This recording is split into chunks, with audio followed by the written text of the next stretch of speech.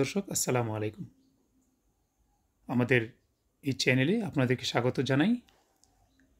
সমাজসেবা অধিদপ্তরের অনলাইন থেকে বিভিন্ন সেবা কিভাবে সেবাগ্রহীতা পেতে পারেন এবং কিভাবে আমাদের সাইটগুলোতে লগইন করব আজকে আমরা সেটা দেখব। আমরা প্রথমে গুগলে গিয়ে লিখব www.dss.gov.bd লিখার পরে আমরা এই সাইটটি আমরা পাবো। এটা আমরা সবাই জানি। সমাজসেবা অধিদপ্তর লেখা এই উইন্ডোটি আসবে। এরপরে আমরা স্ক্রল করি যে নিচের দিকে যাব, দেন আমরা দেখব অভ্যন্তরীণ সেবাসমূহ নামে একটি জায়গা আছে 1098 এর নিচে। এখানে আমরা দেখব APAMS, এখানে অনলাইন আবেদন, সামাজিক নিরাপত্তা কর্মসূচি MIS, মানব সম্পদ ব্যবস্থাপনা, integrated digital service delivery platform, অর্থায়ন ব্যবস্থাপনা সিস্টেম। অর্থাৎ আমাদের সমাজসেবা অধিদপ্তরে যতগুলো কাজ অনলাইনে হয়ে থাকে, আমরা করে থাকি, এই সবগুলোই হচ্ছে অভ্যন্তরীণ ই সেবার আওতাভুক্ত। তো আমরা আজকে ইন্টিগ্রেটেড ডিজিটাল সার্ভিস যে অপশনটা আছে সেই অপশনে ঢুকে আমরা দেখব যে ক্যান্সার কিডনির আবেদন এবং কীভাবে করতে হয়। তো আমরা ইন্টিগ্রেটেড ডিজিটাল সার্ভিস ডেলিভারি প্ল্যাটফর্মে আমরা প্রবেশ করলাম ক্লিক করে।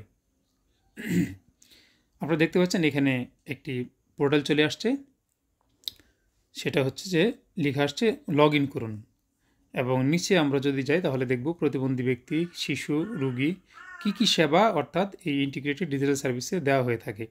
এখানে বেসরকারি এতিমখানায় ক্যাপিটেশন গ্রান্ট আছে, হাসপাতাল সমাজসেবা কার্যক্রম আছে, প্রতিবন্ধী ব্যক্তির থেরাপিউটিক সেবা প্রদান, চিকিৎসা সহায়তা, ক্যান্সার কিডনি, এই যে একটা অপশন।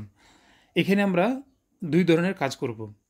একটি হচ্ছে যে সমাজসেবা অফিসারগণ কিংবা ঊর্ধ্বতন কর্তৃপক্ষের আইডি দিয়ে লগ ইন করা, আর আরেকটা হচ্ছে একজন সাধারণ সেবাভোগী যেই সেবাটি পাওয়ার জন্য এসেছেন সেই সেবাটি এখান থেকে কীভাবে নেবেন। তো আজকে আমরা দেখব যে সমাজসেবা অফিসার এবং ঊর্ধ্বতন কর্তৃপক্ষের আইডি দিয়ে কীভাবে লগ ইন করে আবেদিত অর্থাৎ আবেদনকারীদেরকে যে তালিকা, আবেদনকারীরা যারা আবেদন করেছেন তাদের তালিকাটি কীভাবে ফর্মুলেট করতে হয়।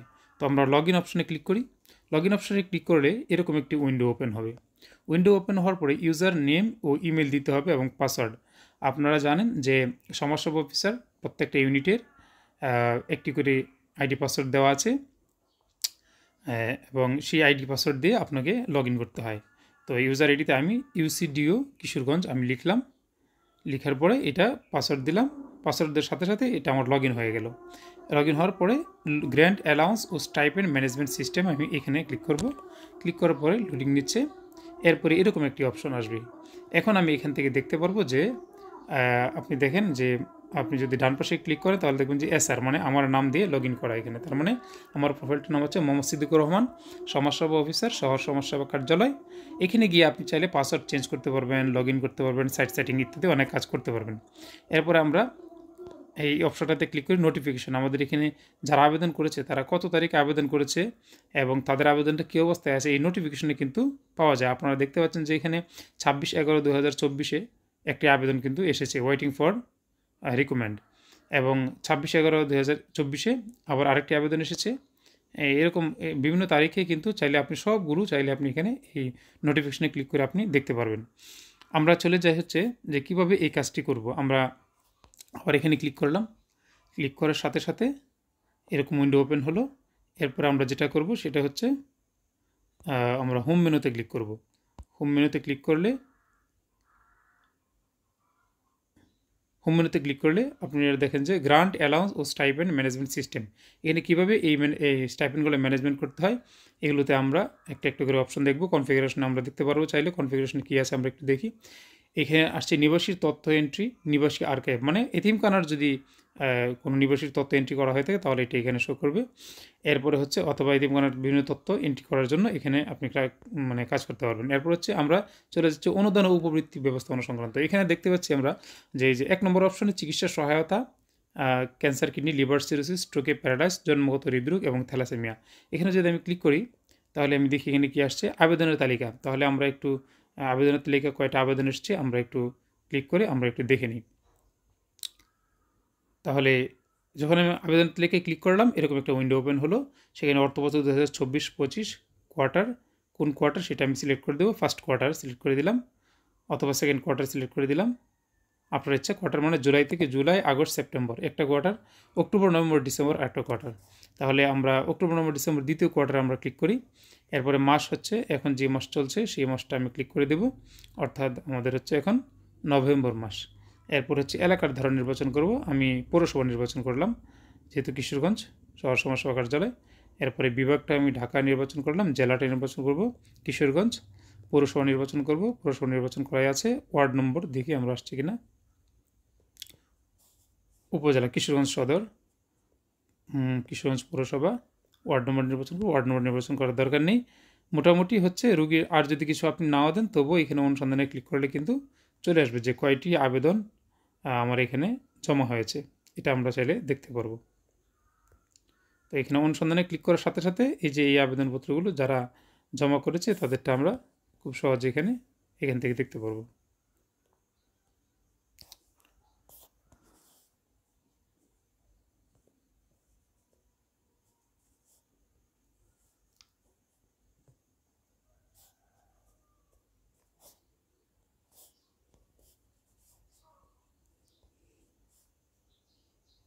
তো আমরা আবেদনের জায়গায় যখন আমরা ক্লিক করব, আমরা যখন আবার আমরা দেখাচ্ছি চিকিৎসা সহায়তায় অপশনে গিয়ে আবেদন তালিকায় ক্লিক করার সাথে সাথে কতগুলো আবেদন আপনার এখানে করেছে সেগুলো আপনি চাইলে দেখতে পারবেন। তাহলে আবেদন তালিকা আমরা এখানে চলে আসলাম। এই যে এখানে দেখলাম সীমা রানী দেবদত্ত, তার জাতীয় পরিচয়পত্র নম্বর এত স্ট্রোক, মানে এভাবে যতগুলো আবেদন আপনার এখানে আছে সবগুলো আবেদন কিন্তু চাইলে এভাবে আপনি দেখতে পারবেন, দেখাবে। তো সেটা এরপর হচ্ছে স্ট্রোকে প্যারালাইজড সীমা রানী দেবদত্ত। আমরা এই আবেদনগুলো যখন আমরা এখান থেকে ফরওয়ার্ড করব তখন আমরা একটা একটা করে অ্যাকশনে গিয়ে আমরা এখানে দেখে নেব। তো এখানে অ্যাকশনে ক্লিক করার সাথে সাথে এরকম একটা উইন্ডো ওপেন হয়েছে। সেখানে দেখা যাচ্ছে সীমা, রোগীর নাম সীমা রানী দেবনাথ, তার হচ্ছে ঠিকানা কিশোরগঞ্জ পৌরসভা, শহর সমাজসেবা কার্যালয় হচ্ছে তার সংশ্লিষ্ট সমাজসেবা অফিস, তার সাধারণ তথ্য যা আছে সব দেওয়া, ইভেন তার ব্যাঙ্ক অ্যাকাউন্ট সহ আপনি চাইলে এখান থেকে সবগুলো আপনি দেখতে পারবেন। এবং ডাউনলোড করি নমিনির যে তথ্য সেই কাগজগুলো সঠিক হয়েছে কিনা সেগুলো আমরা চাইলে এখান থেকে দেখতে পারবো। আমরা হচ্ছে যে এখান থেকে ক্লোজ করি, আমরা একদম আর লাস্টে দেখি আর একটা, লাস্টে হচ্ছে সুযত্না রানী সরকার, তার আইডি হচ্ছে এত, স্ট্রোকে প্যারালাইজড। আমরা এখানে ক্লিক করলাম, ক্লিক করার সাথে সাথে আমরা ঠিক একইভাবে এই জিনিসটা দেখতে পারবো। আমরা দেখতে পাচ্ছি আমরা এখান থেকে প্রিন্ট করে চাইলে আমরা জমা দিতে পারবো, আমরা পরবর্তী অফিসে আমরা চাইলে প্রেরণ করতে পারবো। তো আমরা দেখলাম, এটা দেখার পরে আমরা এখন যে কাজটা করবো এটা হচ্ছে এখানে আমরা ক্লিক করব, যে অর্থাৎ এখন আপনার কাছে ম্যানুয়ালি কিন্তু আপনার অফিসে এই আবেদনগুলো জমা হয়েছে এবং তারা অনলাইনে করেছে। যারা অনলাইনে আবেদন করেছে এবং ম্যানুয়ালি জমা হয়েছে তাদেরটা আপনি এখন যাচাই করবেন। তাহলে আমি সুযত্না রানীটাকে আমি যাচাই করতে পারলাম। আমি এখানে সুযত্না রানীর বাম পাশে আমরা হচ্ছে ক্লিক করব। ক্লিক করার পরে আমরা এই যে তার এখানে যাচাই করতে পাঠান, তাহলে যাচাই করতে পাঠিয়ে দিলাম। তাহলে আমি কাজটা কিন্তু মোবাইল দিয়ে করে ফেলছি।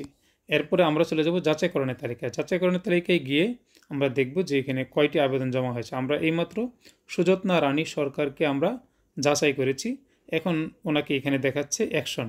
তাহলে আমরা অ্যাকশনে যাব, অ্যাকশনে গিয়ে ক্লিক করব যে কী অ্যাকশন নিতে হবে। মানে এখানে গিয়ে তাকে আবার পুনরায় চাইলে আমরা এটাকে যাচাই করতে পারবো। তাহলে আমরা দেখে নিলাম যে তার আবেদন সঠিক হয়েছে। এখন আমরা যে কাজটা করব এখান থেকে হচ্ছে আমরা এই আবেদনটাকে ফরওয়ার্ড করে দেব। তাহলে ফরওয়ার্ড করার জন্য আমরা এই অ্যাকশন বাটনের নিচে যে একটা কলমের মতো চিহ্ন দেখা যাচ্ছে এখানে আমরা ক্লিক করব। ক্লিক করার পরে চিকিৎসা সহায়তা মন্তব্য, এই মন্তব্য ইংরেজি জায়গায় লিখব যে রিমার্ক, অর্থাৎ এটা হচ্ছে অনুমোদনযোগ্য, এবং বাংলায় একই সাথে লিখে দেব অনুমোদনযোগ্য।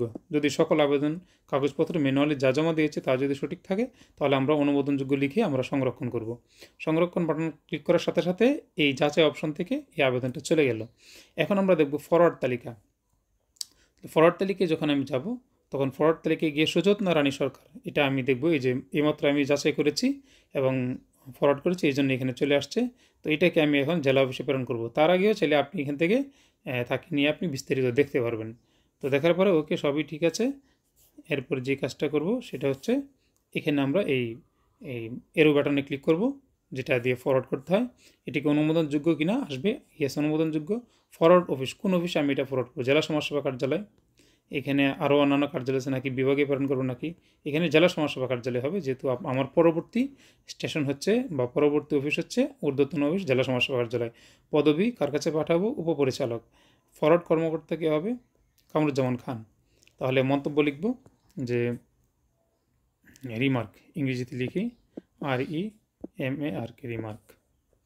আর বাংলা লিখব হচ্ছে অনুমোদনযোগ্য, অনুমোদনযোগ্য। এতটুকুই মূলত কাজ। এখন আমি সংরক্ষণ করব এবং প্রেরণ করব। তাহলে সংরক্ষণ করলাম এবং প্রেরণ করে দিলাম। তাহলে এখন আমি যদি এখানে চলে যাই তাহলে দেখা যাবে যে এখানে আর কোনো ধরনের কোনো কী নেই, এই তালিকায় তার এই নামটা নেই, সেটা ফরওয়ার্ড হয়ে জেলা অফিসে চলে গেছে। এবং এরপর হচ্ছে প্রত্যাখ্যাত তালিকা। যদি আপনি কোনো আবেদন আপনি রিফিউজ করেন, অর্থাৎ প্রত্যাখ্যান করেন, যে আবেদনটা গ্রহণযোগ্য নয়, অর্থাৎ এই আবেদনের সাথে যে কাগজপত্র দাখিল করা হয়েছে তা সঠিক নয়, তাহলে আপনি প্রত্যাখ্যান করলে এটা প্রত্যাখ্যাত তালিকার মধ্যে চলে আসবে। প্রত্যাখ্যাত তালিকা থেকে যদি আপনি আবার ক্লিক করেন তাহলে সেই আবেদনটা যেই ব্যক্তি আবেদন করেছে তার কাছে ফেরত চলে যাবে। ধন্যবাদ। আজকে এই পর্যন্তই। আমরা আগামী পর্বে দেখাবো যে জেলা সমাজসেবা কার্যালয় থেকে কিভাবে একটি আবেদন যাচাই বাছাই করতে হয়। আসসালামু আলাইকুম।